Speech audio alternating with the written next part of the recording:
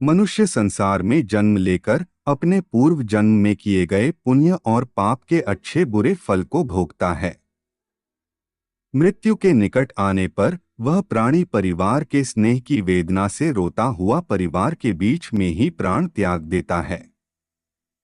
चेतन शरीर जब जड़ के समान हो जाता है, जब मृतक के प्राण कंठ में आकर अटक जाते हैं, उस समय मृतक को दिव्य दृष्टि प्राप्त होती है, जिसके द्वारा वह समस्त संसार को एकमय होकर देखता है और कुछ भी बोलने में असमर्थ हो जाता है।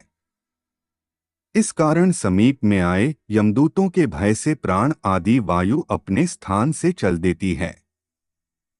उस समय मृत व्यक्ति का एक क्षण भी कल्प के समान बीतता है। 100 बिच्छुओं के काटने से जो पीड़ा होती है, वैसी ही व्यथा श्वासों के निकलते समय होती है। यमदूतों के भय से उस जीव के मुख से लार और फेन गिरने लगता है। पापी मनुष्य के प्राण गुदा मार्ग से तथा पुण्यकारी व्यक्तियों के प्राण मुख से निकलते हैं। प्राण निकलते समय प्राणियों को यमदूत मिलते हैं। जो क्रोध से लाल नेत्र वाले, भयानक मुख, पास और दंड को लिए, नग्न शरीर, दांतों को पीसते, ऊपर को उठे केश वाले, कौवे के समान काले, टेढ़े मुख वाले, विशाल नखरूपी शस्त्र वाले यमदूत वहां आकर उपस्थित रहते हैं। उन दूतों को देखकर भय से वह प्राणी मल मूत्र त्याग करने लगता है।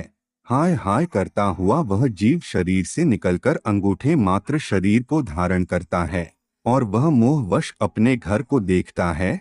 उस अंगूठे के समान शरीर के गले में रस्सी बांधकर इस प्रकार ले जाया जाता है, जैसे अपराधी व्यक्ति को राजा के सिपाही पकड़कर ले जाते हैं। यमलोक ले जाते समय यमदूत प्राणी को बार बार नरकों के भयानक दुखों का वर्णन बारंबार करते हैं। वह कहते हैं कि हे दुष्ट, तू शीघ्र चल, तुझे यमराज के घर जाना है। शीघ्र ही हम सब तुझे कुंभीपाक नामक नरक में ले जाएंगे। उस समय जो मनुष्य दुरात्मा होते हैं, उसे यमदूत अपने पाश बंद में जकड़कर मारते हैं, और जो पुण्यकारी होते हैं उन्हें स्वर्ग के पार्षद अपने लोक को सुखपूर्वक ले जाते हैं। उन यमदूतों के धमकाने से उसका हृदय टूट सा जाता है। भय से कांपते और अपने पापों का स्मरण करते उस जीवात्मा को यम मार्ग में कुत्तों से कटाया जाता है। जब वह मार्ग में भूख और प्यास से पीड़ित हो जाता है, तब उसे सूर्य के तेज और वायु के वेग से तप्त बालू रेत में चलाया जाता है। वह छाया और विश्राम रहित मार्ग में चलने से असमर्थ हो जाता है। तब उस जीव को कोड़ों से मारकर यमदूत घसीटते हुए यमलोक ले जाते हैं। ऐसे कठिन मार्ग पर चलने से थककर गिर जाता है, मूर्छा खाता है तथा फिर उठता है। इस प्रकार वह जीव अंधकारमय यमलोक में पहुंचाया जाता है। वे यमदूत उसको घोर नरक की यातना दिखाते हैं।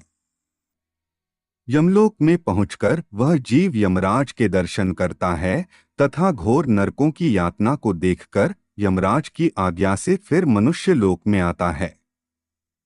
इससे आगे उस जीवात्मा के साथ क्या क्या घटित होता है, यह हम आपको गरुड़ पुराण के अगले भाग में बताएंगे।